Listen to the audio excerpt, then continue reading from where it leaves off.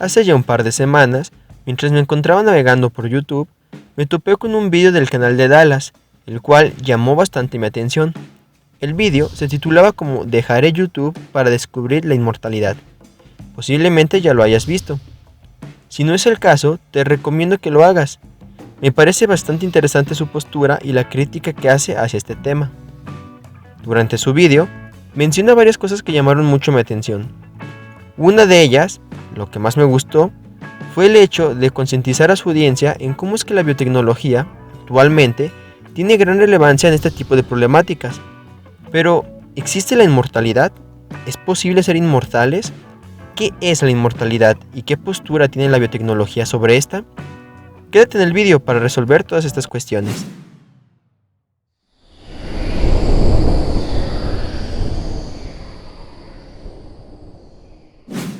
Antes que nada, me gustaría aclarar que este vídeo no está enfocado para apoyar o rechazar sus argumentos acerca de la inmortalidad. Lo que pretendo lograr con este vídeo es aportar el conocimiento científico con el que actualmente contamos sobre este tema y todo el impacto que este puede generar. Para esto, dividiremos el vídeo en estos apartados que te dejo en la pantalla. Para empezar, me gustaría aclarar que la idea de la inmortalidad, tal y como la conocemos, no es posible hasta donde se sabe, ya que todas las evidencias, hasta el momento, han mostrado que todo lo que está vivo es mortal de alguna u otra forma. Así que cambiemos este término de inmortalidad por envejecimiento. Esto es algo que Dallas ya conoce bastante bien, puesto que él lo menciona en su vídeo haciendo una analogía con la inmortalidad élfica. Partiendo de esto, definamos lo que sabemos sobre el envejecimiento. El envejecimiento es el conjunto de modificaciones morfológicas y fisiológicas que tienen lugar paulatina o gradualmente como consecuencia de la acción del tiempo sobre los seres vivos, y es el resultado de respuestas que se llevan a cabo a todos los niveles, tanto moleculares como celulares. En otras palabras, sabemos que todas las células cuentan con un ciclo celular. Muy resumidamente, una célula nace, crece, se reproduce una o varias veces a lo largo del tiempo y finalmente muere. Al proceso de muerte celular programada, que está mediado por el mismo organismo y que en condiciones naturales es lo que uno espera que pase, se le conoce como apoptosis. Pero, ¿por qué es que una célula muere por voluntad propia? Bueno, el proceso de apoptosis es lo suficientemente largo y complicado, por lo que he decidido explicarlo más a detalle en otro vídeo. Así que para fines prácticos, vamos a decir que toda célula dentro del organismo está hecha para cumplir con una función específica. Además, también existen células como las natural killer o los linfocitos citotóxicos, los cuales siempre están en constante supervisión sobre otras células. Cuando éstas detectan que una célula ya no está cumpliendo de manera correcta con su trabajo, le mandan una señal química para que esta célula dañada o defectuosa empiece el proceso de autodestrucción, mejor conocido como apoptosis. Ok, entonces ya vimos que una célula en condiciones normales muere por apoptosis, y que ésta se desencadena por fallos que empieza a cometer esta misma célula. Pero, ¿cuál es el motivo por el cual una célula empieza a fallar? Por mucho que no lo parezca, contestar esta pregunta es sumamente complicado y, de hecho, contestarla de manera correcta y completa es fundamental para tratar de combatir el envejecimiento. Tratemos ahora de contestar la pregunta que hace poco planteamos. ¿Cuál es el motivo por el cual una célula empieza a fallar? Para intentar explicar el proceso del envejecimiento de los seres vivos, y en especial de los seres humanos, se han propuesto varias teorías. En 2010, Goldstein y Cassidy los dividieron en dos grandes grupos, las teorías estocásticas y las teorías no estocásticas. Las primeras, las teorías estocásticas, son aquellas las cuales señalan que los cambios en el envejecimiento ocurren de manera aleatoria y se acumulan a lo largo del tiempo. Ejemplo de estas tenemos varias, aquí te dejo unas cuantas. Por otra parte, las teorías no estocásticas son aquellas que mencionan que el envejecimiento está predeterminado por factores genéticos. En ambos casos, todas las teorías apuntan hacia una misma dirección, la senescencia celular. Este proceso de la senescencia celular se fundamenta en el hecho de que todas las células tienen un tiempo de vida limitado, un tiempo de vida útil, causado por todas las teorías anteriormente mencionadas. Un individuo que se encuentra en esta etapa se le conoce como individuo senescente. Ahora, profundicemos en las teorías que en la actualidad más estudiadas se encuentran, sobre todo enfocadas al envejecimiento y a la senescencia celular. Posiblemente la más conocida por todos sea la de los telómeros. Los telómeros son secuencias de nucleótidos que forman parte de la estructura de los cromosomas. Específicamente, los telómeros se encuentran en los extremos finales de los cromosomas. Su principal función es la de proteger la información genética a la hora de realizar una replicación del ADN.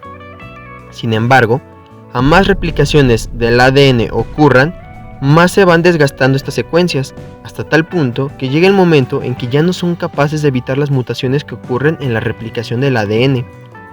Esto desencadena una serie de fallos en la célula a la hora de tratar de sintetizar nuevas proteínas. Si esta célula no es detectada y destruida por otras células como los NK, entonces posiblemente desencadene la formación de un tumor. Tan relacionados se encuentran los telómeros con el envejecimiento que se considera el largo de los telómeros de los leucocitos, LTL, como un biomarcador del envejecimiento saludable. Se ha calculado que el largo de los telómeros de los leucocitos decrece con la edad, dado que en promedio hay una pérdida de 21 nucleótidos por año. Pasemos a hablar de las mitocondrias y los radicales libres. La mitocondria es una de las principales fuentes de generación de radicales libres en la célula. Propuesto en 1956 por Harman, la teoría de los radicales libres afirma que el envejecimiento es el resultado de la inadecuada protección contra el daño que ocasionan los radicales libres a cada uno de los tejidos, y el estrés oxidativo que se acumula a lo largo de la vida. Los radicales libres son moléculas inestables que tienen uno o más electrones no pareados, lo cual las vuelve altamente reactivos y les da la capacidad de producir daño a su alrededor a través de distintas reacciones oxidativas. Esto es sumamente importante, puesto que es una de las principales causas de las mutaciones del ADN, y como ya vimos anteriormente, mutaciones en el ADN es sinónimo de fallo celular. Con el paso del tiempo, los efectos de los radicales libres de oxígeno escapan a los sistemas de regulación y se acumulan, de tal manera que se genera un desbalance conocido como estrés oxidativo, el cual es un factor importante en la acumulación de moléculas oxidadas durante el proceso de envejecimiento y que afecta a todas las células, en especial a los sistemas como el nervioso, el endocrino y el inmunológico, así como la comunicación que existe entre ellos. De hecho, existen diversos estudios que muestran cómo es que un organismo más joven cuenta con una menor cantidad de moléculas oxidadas en comparación con un organismo más viejo. Enfocándonos en el organelo de la mitocondria, la teoría de la mitocondria, propuesta por Michael y colaboradores, sugiere que la senescencia es el resultado del daño que las especies reactivas de oxígeno causan al genoma de la mitocondria en células posmitóticas, o sea, células que acaban de pasar por la etapa de mitosis. Las mitocondrias dañadas se vuelven progresivamente menos eficientes, pierden su integridad funcional y liberan más moléculas de oxígeno, lo cual aumenta el daño oxidativo, culminando con mitocondrias disfuncionales en individuos senescentes. Otro factor importante en el proceso del envejecimiento está relacionado con el sistema inmune y con el sistema neuroendocrino. Hablando sobre el sistema inmune, la edad se acompaña de un cambio gradual en la estructura y función del sistema, denominado como inmunosenescencia.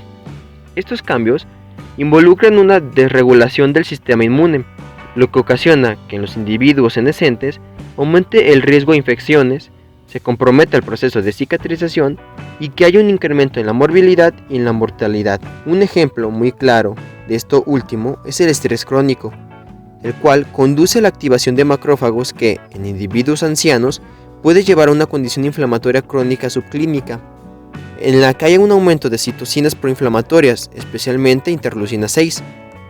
Enfocándonos ahora en el sistema neuroendocrino, este juega un papel muy importante en el crecimiento y en el metabolismo de un organismo. La teoría neuroendocrina propone que cambios funcionales en las neuronas y asociados a las hormonas son el proceso central de la edad, por ejemplo, los cambios relacionados con la pubertad y la menopausia. Ahora hablemos de mi parte favorita, la relación directa que existe entre los genes y el envejecimiento. En la actualidad han existido una gran cantidad de estudios enfocados a diversos genes que presentan relevancia durante el proceso del envejecimiento. Si quisiera abordar cada uno de ellos, esto se volvería interminable, por lo que en la descripción del vídeo te dejaré algunos enlaces a los artículos para que les eches un ojo por si te interesa profundizar más. Una vez mencionado lo anterior, yo te hablaré de algunos genes en específico. Iniciemos por el gen ApoE. En un estudio realizado a 1.344 personas italianas sanas, de una edad de entre 22 y 90 años, se encontró que había dos variantes del gen. Estos eran los alelos ApoE2 y ApoE4. Ambos alelos se presentaban con mayor frecuencia en individuos ancianos que en individuos jóvenes, con la diferencia de que ApoE2 era más frecuente que ApoE4, por lo que bajo este contexto, ApoE4 puede considerarse como un alelo de fragilidad. Otro gen que también ha sido estudiado por su fuerte relación con el envejecimiento es FOXO3A. Este gen presente en los humanos es un homólogo del gen DAF16 perteneciente al organismo C. elegans, y se sabe que DAF16 está fuertemente relacionado con el tiempo de vida del gusano. Estudios en diversas poblaciones de humanos han relacionado variantes del gen FOXO3A con la longevidad del individuo. Como te dije anteriormente, existe una gran cantidad de genes que se creen están relacionados con el envejecimiento, así que por el momento, para no seguir alargando el vídeo, no entraré mucho en detalle, solamente te mencionaré algunos ejemplos. Atento a las trabadas. Tenemos el gen CETP, la asociación de los genes SNP y HSF2, el gen MTP, polimorfismos como WRN o polimorfismos en los genes SIRT, y por último el gen EXO1, que se sabe que este repara el ADN y está directamente relacionado con la longevidad de las mujeres. Antes de continuar y para cerrar el apartado de los genes en el envejecimiento, me gustaría mencionar que toda la heterogeneidad de los genes, sumado al efecto que tiene el ambiente sobre los individuos, que por cierto es sumamente importante y del cual ya hablaré más adelante, genera una gran variedad en los resultados de los experimentos, por lo que a la hora de tratar de replicarlos en poblaciones distintas, complica su estudio. Siguiendo con el ADN, pero no precisamente con los genes, hablemos ahora de la metilación del mismo. La metilación es el proceso químico en el cual se agrega un grupo metilo a una molécula que en este caso son las bases nitrogenadas presentes en el ADN. La metilación del mismo actúa como un fenómeno de protección. También está relacionado con varios procesos que ocurren en la célula, como la diferenciación celular, la inactivación del cromosoma X, la expresión de genes y sí, el envejecimiento. La metilación global de ADN disminuye con la edad y conduce a cambios significativos en la estructura de la cromatina. Esto concuerda con un estudio realizado por Richardson, quien descubrió cómo la 5-metilcitosina genómica total disminuye durante el envejecimiento en varios organismos. Esta enzima, como su nombre lo indica, se encarga de metilar la citosina presente en el ADN. Un factor que contribuye a la disminución de la metilación global del ADN en el envejecimiento es la reducción de la actividad de la ADN metiltransferasa 1. Esto puede llegar a generar aterosclerosis, cáncer, enfermedades autoinmunes, entre otras. Si pensabas que con todo lo anterior ya era suficiente, déjame decirte que no es así. Aún nos faltan un par de cosas por mencionar. Una de ellas son las modificaciones posttraduccionales que le ocurren a las histonas. Las histonas son proteínas que la célula usa para empaquetar el ADN de manera más eficiente. Recuerda que el largo total de una molécula de ADN es de aproximadamente 1.8 metros, los cuales se encuentran condensados en un espacio de alrededor de 5 a 25 micrómetros. Es una barbaridad, pero enfocándonos al envejecimiento, diversos estudios han mostrado cómo es que con el paso del tiempo las histonas, recién creadas por la célula, se ven afectadas por diversas modificaciones. La más común de todas estas modificaciones es la metilación, de la que justamente mencionamos anteriormente. Hasta el momento, te he mencionado diversos factores que se saben son los causantes, o por lo menos están muy relacionados con el proceso del envejecimiento. Repasando, hemos hablado de los telómeros, los radicales libres y la mitocondria, el sistema inmune y el sistema neuroendocrino, los genes presentes en el envejecimiento, la metilación del ADN y por último, las modificaciones de las histonas. Sin embargo, cada uno de los apartados mencionados anteriormente se encuentra fuertemente bajo la influencia del medio en el cual se desarrolla un individuo. Siendo más claros, el efecto que genera el medio sobre el organismo influye directamente en los procesos que ocurren en él. Por ejemplo, dos individuos con exactamente el mismo material genético, con el mismo sistema inmune, con el mismo patrón de metilación, o sea, con lo mismo todo, pueden presentar envejecimientos muy distintos, en función de las condiciones que el ambiente efectuó sobre ellos. Esto último, el efecto del medio sobre los genes, se le conoce como epigenética. Pero, ¿qué factores del medio nos pueden influir? Pues en realidad casi todo. Desde la humedad, la temperatura, la salinidad, el pH, la cantidad de luz o la presión son solo algunos ejemplos, pero esto va más allá.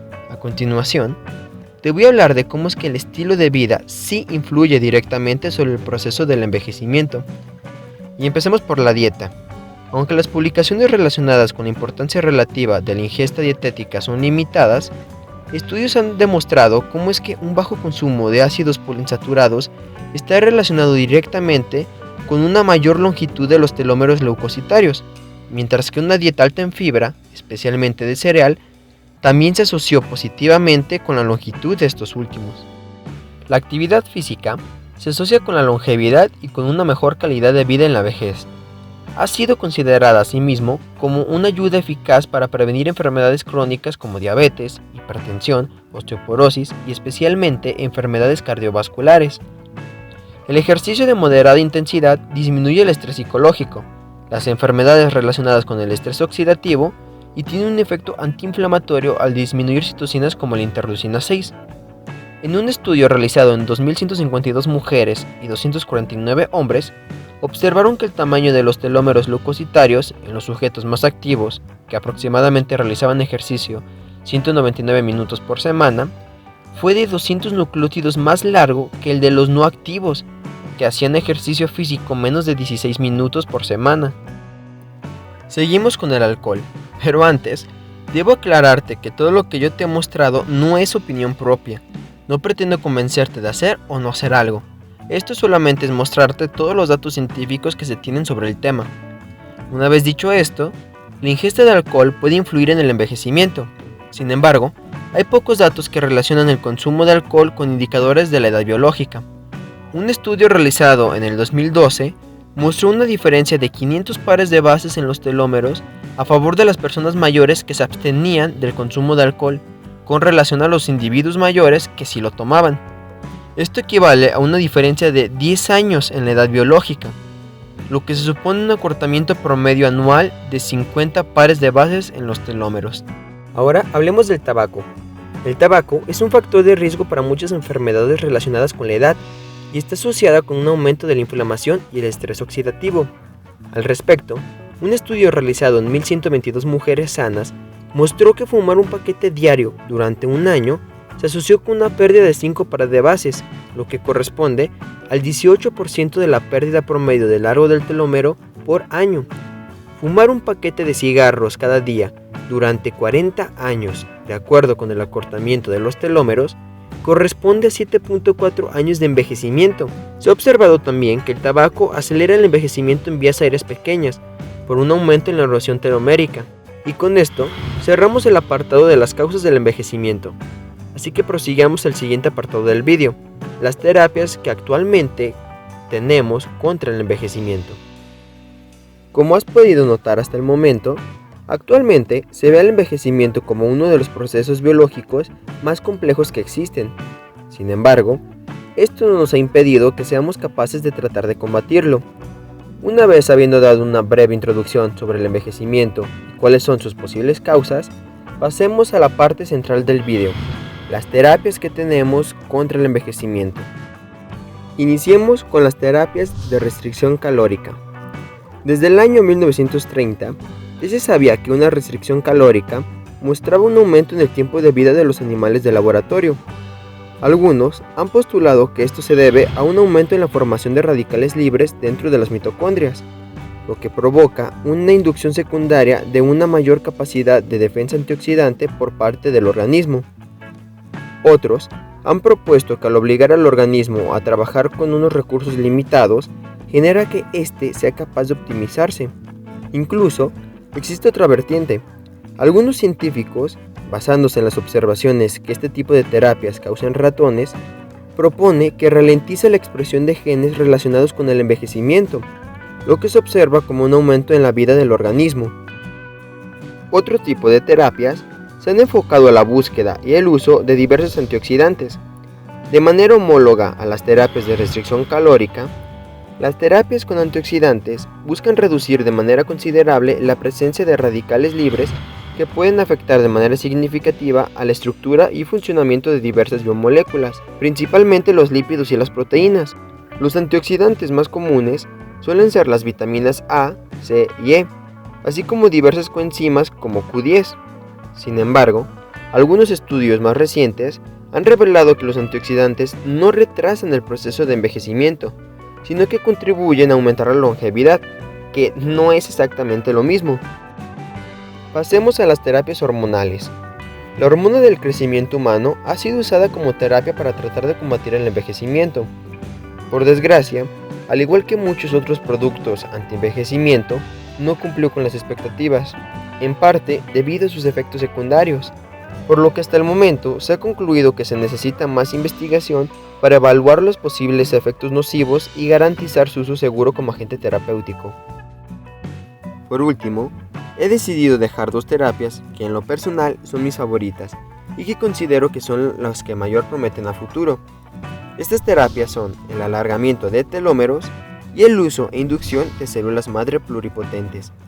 Con lo que respecta al alargamiento de telómeros, ya se ha podido extender la longitud de los telómeros en ratones de manera exitosa. A día de hoy, existen algunas farmacéuticas que están tratando de desarrollar terapias con base al uso de la telomerasa. Esta es la enzima que se encarga de añadir pares de bases a los extremos de una molécula de ADN en células germinales. En otras palabras, es capaz de alargar los telómeros, de ahí su nombre, telomerasa. El uso de este tipo de terapias no es algo nuevo, ni mucho menos. De hecho, hoy en día ya existe un producto activador de la telomerasa natural, TA65. Te invito a que lo investigues por tu cuenta. Aunque es importante mencionar que dicho producto no mostró pruebas en la prolongación de la vida útil, aunque sí mostró efectos beneficiosos sobre la salud metabólica, ósea y cardiovascular. Para concluir con esta terapia, también es sumamente importante mencionar que no todo es color de rosa. Se sabe que una sobreexpresión de la telomerasa está fuertemente relacionada con la inducción de tumores y de células cancerígenas, por lo que el uso de telomerasa como terapia aún se encuentra bajo estudio. Llegó la hora de hablar sobre el uso de células madre como terapia para evitar el envejecimiento.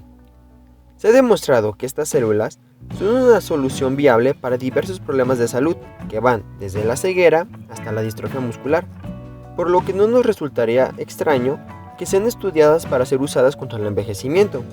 Pero antes de seguir, definamos de manera sencilla qué es una célula madre. Una célula madre es aquella célula la cual tiene la capacidad de especializarse en cualquier otra célula del organismo. Por ejemplo, una célula madre puede llegar a ser un hepatocito, o ser una célula muscular, o ser una célula leucocitaria, o una neurona, etc. Una vez teniendo en cuenta qué es una célula madre, veamos cómo se usan para evitar el envejecimiento. En el año 2014, científicos demostraron que el uso de células madre en ratón lograba retrasar el proceso de envejecimiento, por lo que hipotezaron que el rejuvenecimiento podría lograrse mediante el trasplante de células madre restauradas a individuos de edad avanzada. Aunque se considera que el agotamiento de las células madre sí influye en el envejecimiento, se desconoce en gran medida si la disminución de la función de estas células durante el envejecimiento influye en la longevidad. Otro punto en contra de este tipo de terapias es lo complicado que es realizar el cultivo y la preparación de las células madre para su uso terapéutico. Siguiendo con las células madre, hablemos de una terapia que en la actualidad promete mucho para combatir el envejecimiento y que en lo personal me apasiona: la inducción de células madre pluripotentes, iPSC. Ok, atento a lo siguiente. Si te acuerdas bien, cuando te expliqué que era una célula madre, te dije que era una célula que tenía la capacidad de especializarse en cualquier otra célula del organismo. esto lo logran tras estar en contacto con ciertos factores químicos, por ejemplo citocinas. Pero, ¿qué pasaría si logramos hacer que una célula ya especializada, por ejemplo un fibroblasto, pudiera regresar a ser una célula madre? Pues justamente esto es lo que busca esta terapia. De hecho, el ejemplo que te di anteriormente del fibroblasto ya se ha logrado y fue justamente ganador de un premio Nobel. Yamanaka reportó en el año 2007 que era posible producir células iPSC a partir de fibroblastos haciendo uso de diversos factores de transcripción. Aquí te dejo cuáles usó. A este proceso se le denominó posteriormente como una reprogramación celular y teóricamente, conociendo los factores de transcripción adecuados, sería posible usar cualquier célula del cuerpo para crear células iPSC. ¿Y por qué nos interesa generar estas células iPSC? Pues prácticamente esto abre un gran abanico de posibilidades. Recuerda que el envejecimiento causa daños en los tejidos. Imagínate una persona que con el paso del tiempo se causó daño en el tejido muscular, pues lo que busca esta terapia es la posibilidad de administrarle los factores de transcripción adecuados para que este tejido muscular dañado se convierta en células iPSC, que, posteriormente y de manera natural, serían capaces de transformarse de nuevo en células musculares sanas. En otras palabras, permite la regeneración de cualquier tejido dañado. Esto es increíble, ¿no? Pero al igual que ocurrió con la terapia del alargamiento de telómeros, no todo es bueno. Desafortunadamente, tales enfoques continúan planteando importantes limitaciones desde el punto de vista ético, ya que este tipo de terapias usan particularmente células madres embrionarias.